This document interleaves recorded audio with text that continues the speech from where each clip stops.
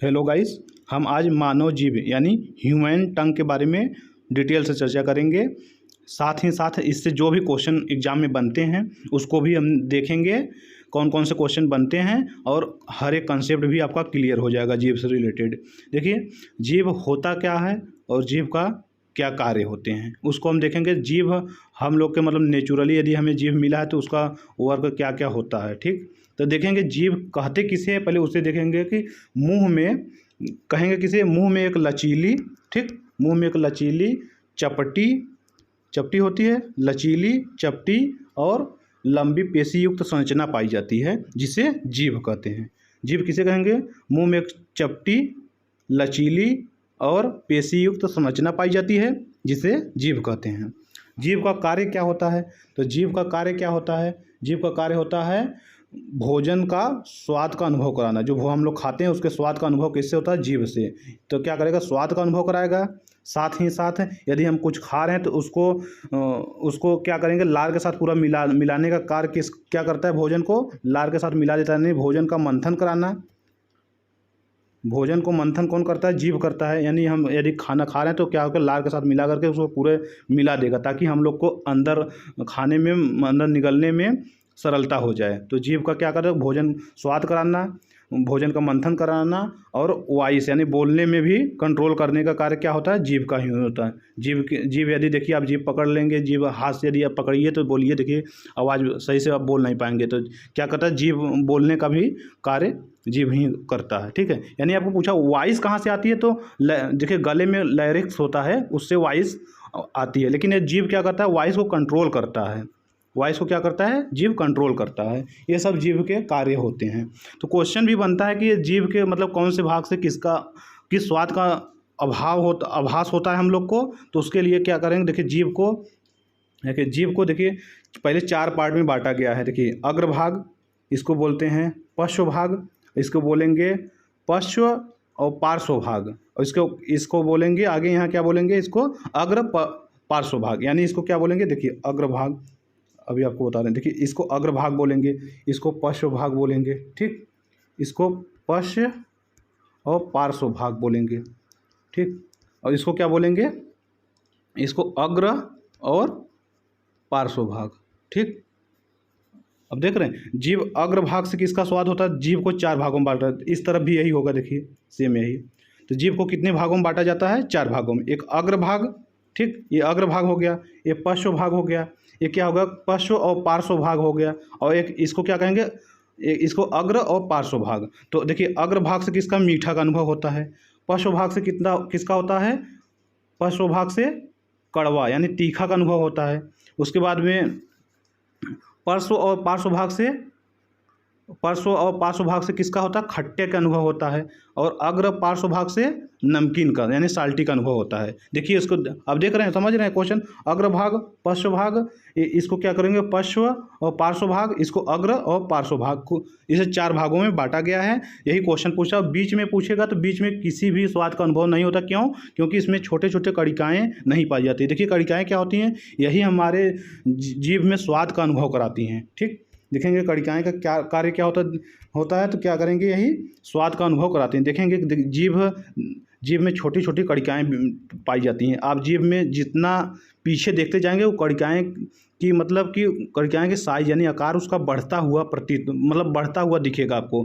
आगे छोटे छोटे कणिकाएँ होती हैं, जितना जीभ के पीछे देखेंगे कणिकाएँ की मतलब कि उसकी शेप आकार बड़ा हुआ दिखाई देता है। यही हम लोग के स्वाद का अनुभव कराती हैं, ठीक। तो जीभ साइज के हिसाब से भी आगे से पीछे जाएंगे तो देखेंगे चौड़ी होती चली जाती है। आगे हल्का पतली होती है, उसके पीछे और चौड़ी, उसके पीछे और चौड़ी, उसके पीछे पूरी ऐसे चौड़ी होती है। और कणिकाएँ भी जो आगे छोटी होती है उसके आगे और उससे बड़ी, उसके आगे उससे बड़ी, उसके आगे उससे भी बड़ी बड़ी कणिकाएँ पाई जाती है। आप देखेंगे कि गाय भैंस है, जीव जानवर, जो बड़े बड़े जानवर होते हैं उसके जीभ में तो बड़े बड़े कणिकाएँ आपको साफ साफ नज़र आती हैं। यदि आप देखेंगे तो बड़े बड़े कणिकाएँ उसमें होती हैं, ठीक है। ये कितने होते हैं? लगभग 10,000 कणिकाएँ होती हैं। देखिए हम इसके बारे में बता रहे हैं आपको। देखेंगे, देखिए अब देखिए अब जीभ के बारे में जब पूछेगा तो कौन से भाग से किसका अनुभव होता है तो उसके याद करिए। देखिए आगे क्या होता है? मीठा का। अग्र भाग से किसका? मीठा का अनुभव होता है। पश्व भाग से तीखा यानी कड़वा का भाग होता है, सॉरी, हाँ, कड़वा का आभास होता है, मतलब हम खाएंगे तो कौन से स्वाद का कैसे अनुभव चलेगा, पीछे से कड़वा या तीखा, तीखा या कड़वा। पीछे इसको क्या कहेंगे, पार्श्व और पार्श्व भाग। इससे क्या होगा, खट्टा। देखिए तीखा, ख से क्या होगा, खट्टा, ठीक। पीछे क्या होता है, तीखा होता है, बीटर यानी तीखा, आगे स्वीट यानी मीठा, और जस्ट पार्श्व और पार्श्व भाग से क्या होगा, सावर, खट्टा। देखिए ख से याद करिए ट्रिक से, देखिए ख तीखा, ख से खट्टा, यानी पार्श्व और पार्श्व भाग से किसका होगा, खट्टा। अग्र और पार्श्व भाग से किसका होगा, साल्टी यानी नमकीन का। समझ में आया आपको। देखिए यहाँ से ये साल्टी हो गया, यहाँ सावर खट्टा हो गया, पीछे क्या हो गया, बीटर यानी कड़वा हो गया, आगे स्वीट यानी मीठा हो गया। ये क्वेश्चन आपको याद कर लीजिए, ठीक है। अब यदि आपको पूछ लिया गया, चलिए हम आपसे क्वेश्चन पूछ रहे हैं। अब बताइए कि पार्श्व और पार्श्व भाग से, पश्च और पार्श्व भाग से किस स्वाद का अनुभव होता है, तो क्या होगा आंसर, सावर यानी खट्टा। ये क्या हो गया हमारा पार्श्व और पार्श्व भाग।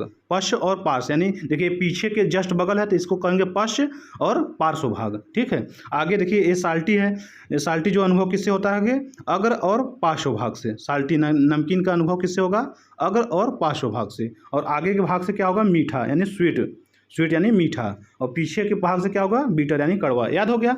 आगे मीठा, पीछे तीखा, उसके बगल में जस्ट तीखा, ख से खट्टा हो गया, आगे क्या होगा, साल्टी यानी नमकीन, और अग्र पश्च में नमकीन, और जस्ट आगे क्या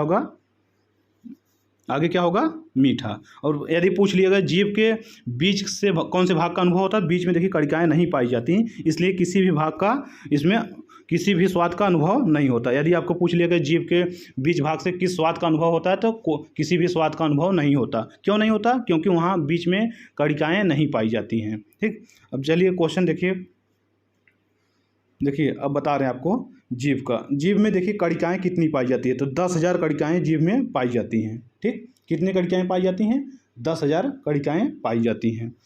तो इसका जीभ बना किससे होगा, देखिए स्नायु का बना होता है। किसका, स्नायु। ये क्या करता है कि स्नायु को बना होता है, ये हमारे मतलब कि मांस टाइप के चीज़ पाए जाते हैं। देखिए जीभ कैसे मांस टाइप का होता है, तो स्नायु किसको कहते हैं, जो मांस टाइप का बना होता है उसी को कहते हैं स्नायु। तो यदि पूछ लिया कि बना किसका होता है, स्नायु का बना होता है। स्नायु कैसा होता है, मांस टाइप के होते हैं। और संयोजी ऊतक का, संयोजी ऊतक क्या करता है, संयोजी ऊतक देखिए ये कितना भी भीग जाए, जीभ हम लोग का हमेशा देखिए उसमें लार से भीगा रहता है, लेकिन कभी ख़राब होता है, तो क्यों नहीं ख़राब होता, क्योंकि वो संयोजी ऊतक का भी बना होता है, उसमें संयोजी ऊतक का बना होता है, इसलिए जीभ कभी भी ख़राब नहीं होता। जीभ को हमेशा लार से देखिए डूबा रहता है, तो हमेशा भीगा रहता है, लेकिन कभी ख़राब होता है। देखिए हम लोग को चमड़े उमड़े यदि आप भीगता चला जाएगा, यदि आपको 10 घंटा 5 घंटा भिगा देंगे, देखेंगे फूलना शुरू होता है, लेकिन जीभ फूलता है कभी नहीं, क्योंकि संयोजी ऊतक का बना होता है, ठीक। अब कार्य के देखिए वॉइस को कंट्रोल करता है, आवाज़ को नियंत्रित करता है, यानी वॉइस को कंट्रोल जीभ करता है, ठीक। अब देखिए जीभ में और क्या क्या मतलब कि लार में क्या क्या पाई जाती हैं, जैसे कि हम लोग जो भी खाते हैं तो उसमें जो भोजन को मंथन करता है तो उसमें क्या क्या निकलते हैं। देखिए लार में देखेंगे जीभ के, देखिए लार में पाए तो देखिए 4 टाइप के पाए जाते हैं, लेकिन इसमें मुख्य 2 ही हैं, ठीक है। एक है टाइलिन, एक है लाइसोजाइम, ठीक। एक है टाइलिन, एक हो लाइसोजाइम। देखिए टाइलिन का क्या काम क्या होता है, यदि हम कुछ भी खा रहे हैं तो यदि उसको मान लीजिए हम रोटी खा रहे हैं, ठीक, तो रोटी खा रहे हैं तो क्या कर रहा है कि रोटी को हम खा रहे हैं तो उसमें देखेंगे जब चबाएंगे उसको काटेंगे तो क्या होगा कि इसमें टाइलिन का कार्य क्या होगा, स्टार्च। देखिए रोटी में मान लीजिए स्टार्च पाया जाता है, स्टार्च को कन्वर्ट कर देता है शुगर में या माल्टोज में, ठीक है। तो हमको मीठे का अनुभव होता है। 1 मिनट गाइस,